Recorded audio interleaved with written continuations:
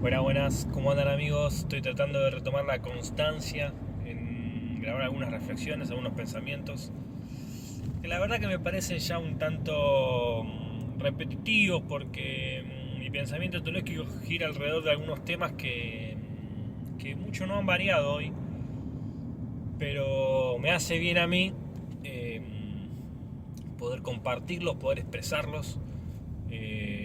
Y bueno, en la medida que haga eso, si tengo alguna devolución de ustedes, de quien sea, se puede construir y mejorar la reflexión del pensamiento y hasta aún, ¿por qué no?, cambiar de opinión en algunos casos.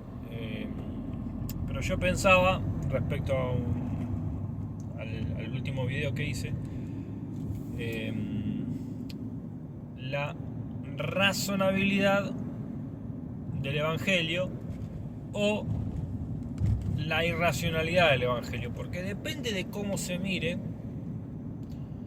el mensaje del Evangelio puede ser o razonable o irracional.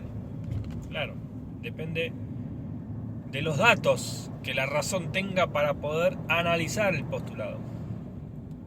Si vos le das a un niño una derivada, no va a entender nada, para él es irracional eso.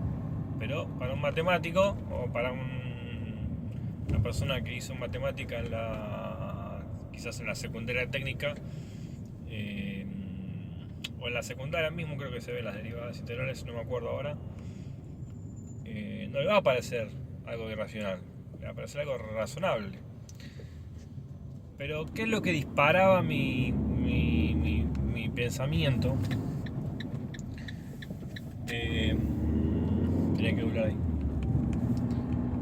¿Qué es lo que disparaba mi pensamiento? Es el hecho de pensar una canción en realidad. No estaba escuchando una canción de Tales Roberto, que habla del amor de Dios en enviar a morir a su hijo al mundo para salvarnos, y que él nunca haría eso con su hijo. Y ahí está ahí lo irracional, ¿no? O sea, nosotros como seres humanos no entregaríamos nuestro hijo para ser quemado, para ser muerto, ni nada por el estilo, para que alguien injusto se salve de un juicio, una condena o lo que fuere, para un beneficio de un tercero que encima nos causó más opresión que bendiciones. Entonces eso es una locura, básicamente, ¿no? Y bueno, por eso Pablo dice que el Evangelio es locura para lo que se pierde. Y bueno, no es comprensible desde ese punto de vista el amor de Dios. Pero vamos a profundizar un poquito en eso. Porque si yo doy a mi hijo para que sea muerto o quemado por un tercero, para un beneficio de un tercero, en detrimento de mi propio beneficio, porque mi deseo no es que eso pase, sino que mi hijo pueda crecer, pueda desarrollarse como persona, pueda disfrutar y la vida y también esforzarse, ¿no?, y salir adelante. Pero yo pierdo mucho. O sea, ¿qué es lo que pierdo cuando pierdo a mi hijo? Pierdo la posibilidad de que se cumplan esos anhelos que tengo como padre sobre él. Ahora, cuando Dios entrega a su hijo, ¿qué pierde Dios? Es decir, primero viene la pregunta, ¿puede Dios perder algo si se hace hombre y muere como los seres humanos? Dios no puede perder nada. Dios es inmutable. Dios no tiene nada que perder. Entonces, si Dios no tiene nada que perder, ¿cuál es el sentido? Si no es un esfuerzo para Dios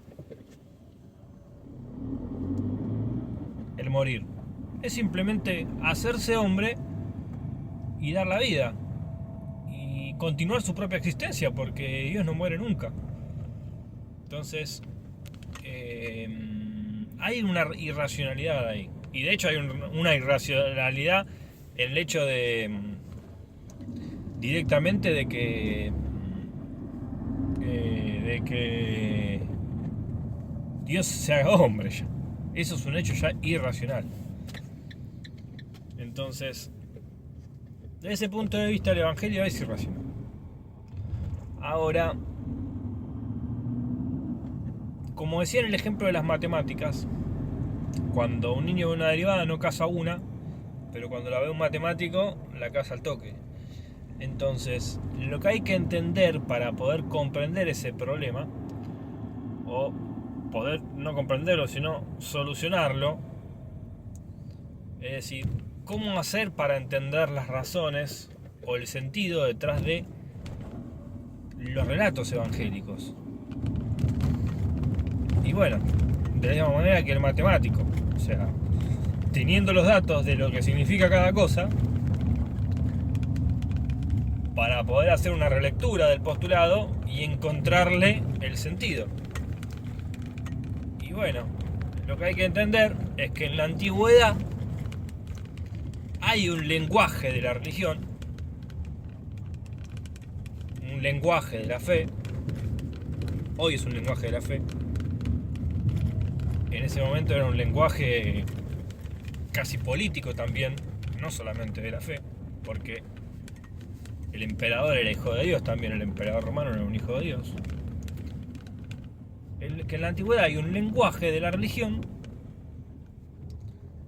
que está entretejido con los juegos de poder y con los roles sociales y con los valores morales.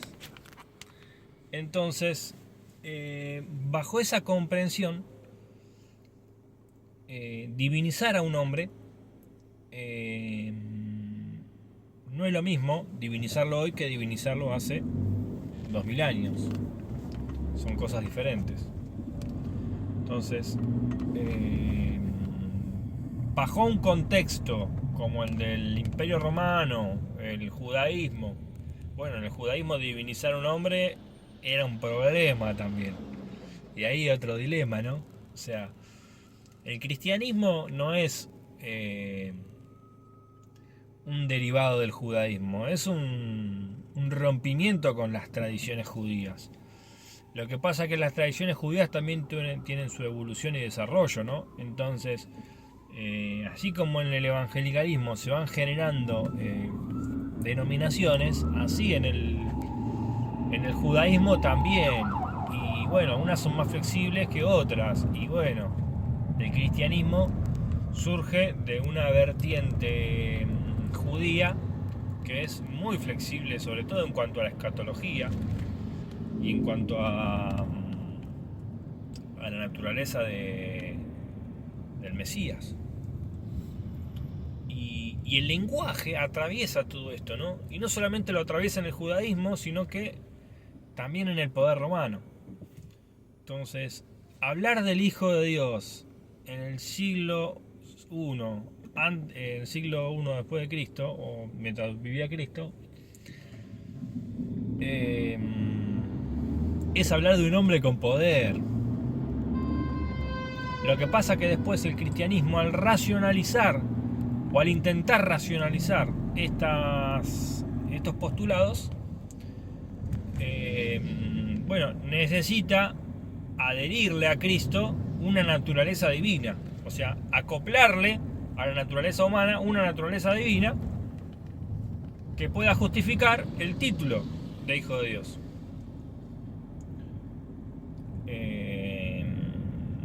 Porque Hijo de Dios no es solamente ser engendrado por Dios, sino tener su propia naturaleza. Es decir, ser Dios, ser divino. Y ahí es donde se empieza a distanciar, se empieza a abrir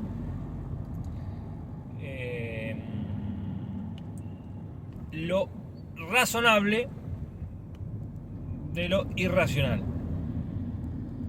Y donde para poder tejer o para poder encontrar o unir esas dos cosas, no queda más que volver al pasado donde estas dos cosas confluían. Entonces, desde un punto de vista moderno, es difícil comprender qué es ser hijo de Dios, cómo Dios puede entregar un hijo y eso tener un sentido en el propósito de salvar a alguien. cómo la muerte de uno puede ser la salvación de otro. Bueno, ahí vamos después agregando analogías, ¿no? No sé, le van a pegar un tiro a alguien, uno se cruza en el medio eh, y, y recibe el tiro por el otro. Entonces la muerte de uno fue la salvación de otro. Ahora decís, ¿cuánto lo amaba ese que dio la vida? Y sí. Ahora, por un ladrón no vas a hacer eso. Al contrario, por ahí le estás pegando el tiro. Entonces, ahí vuelve lo irracional, ¿no? Porque no es algo que hacemos naturalmente, no es algo que nos surja naturalmente de nuestra propia biología, de nuestro corazón. Entonces, para comprenderlo, para ser razonable el Evangelio, inevitablemente hay que trabajar con el lenguaje de la fe. Y para trabajar con el lenguaje de la fe hay que retomar el lenguaje de la religión de hace 2000 años. Y poder comprender en ese contexto el valor de los títulos, el significado de los títulos. Entonces, lo mismo pasa con el Espíritu Santo, por ejemplo. Cuando hablamos hoy del Espíritu Santo, si alguien indocto pregunta sobre el Espíritu Santo, ¿qué tiene para decir la Iglesia? Porque está bien, vos podés hacer neumatología a partir de la Biblia y decir todo lo que dice la Biblia del Espíritu Santo. Pero una experiencia real con el Espíritu Santo, ¿cuál es? ¿Cómo es? Bueno, ahí entra la movida, digamos, de poder explicar al Espíritu Santo. ¿Cómo surgió el Espíritu Santo? O sea, ¿quién dijo hay un Espíritu Santo? Hay un fantasma que se mueve por acá y que toca los corazones, que se mete adentro del hombre, que cambia mentes y cambia... ¿Es así? ¿Eso es el Espíritu Santo? ¿O cuál es la esfera de movimiento del Espíritu Santo? Bueno, esa es la pregunta, si vamos a preguntar qué es el Espíritu Santo. Y no hay respuesta para eso. Pero hay algo razonable. Y eso razonable es que en la antigüedad los hebreos creían que el viento era eso que animaba a los hombres. Porque exhalaban e inhalaban y nos mantenía vivos. Y cuando morían dejaban de inhalar y exhalar, dejaban de respirar. Por lo tanto, había algo en el aire que animaba al ser humano y a todos los animales de la tierra. Entonces, la palabra viento es la palabra espíritu en hebreo. Es la misma palabra. Y de hecho, hay un texto, también otros textos más. Bueno, Dios soplando aliento de vida en el hombre. En su cara, le sopla en su nariz, aliento de vida, y el hombre absorbe o inhala ese aire y empieza a vivir. Es el primer motor del movimiento del motor. Cuando se enciende algo, se encendió ahí porque se empezó a mover ahí, lo encendió Dios. Con el espíritu, ¿no? Y bueno, hay un texto también que dice que Dios sopla, que el espíritu de Jehová anda por el campo, no me acuerdo bien cómo es en Isaías, y marchita la flor. Bueno, ahora no lo tengo tan presente, pero se camufla el soplo de Dios con el espíritu que mueve las cosas. Y bueno, o sea, eso es lo que percibían los hebreos. Entonces, ahí se va volviendo razonable esto que parece tan irracional, tan incomprensible. Bueno, acá acabo de llegar, así que voy a tener que ir cerrando el video. La cosa es la siguiente: es para poder comprender la razonabilidad que tiene el Evangelio, inevitablemente tenemos que hacernos del lenguaje de la fe y del lenguaje de la religión de hace muchos años, y poder entender el significado de los títulos y valorar esos conceptos desde esa mirada, desde una mirada antigua. Si lo hacemos de una mirada moderna no tiene sentido porque hoy por ejemplo se está postulando el veganismo o el vegetarianismo, de no comer carne. Y bueno, ¿cómo, cómo, cómo se empalma eso con los sacrificios de animales antiguos, ¿no? Entonces, bueno, el Cordero de Dios que quita el pecado del mundo es incomprensible para un vegano de hoy. Por eso la hermenéutica y el lenguaje de la fe son importantes para poder entender el verdadero sentido. Y estar abierto a que quizás las definiciones actuales de la teología, que la mayoría se remontan a Nicea, quizás sean intentos no 100% verdaderos, aunque con su valor de verdad, ¿no? Y con su medida de verdad, pero no 100% verdaderos, para poder definir lo que realmente Dios es. Una vez que logremos definir lo que realmente es Dios, eh, creo que ahí nos vamos a dar cuenta que estamos equivocados, ¿no? Porque cómo el hombre con su razonamiento finito puede definir y limitar el concepto de lo que Dios es, siendo que es algo infinito, ¿no?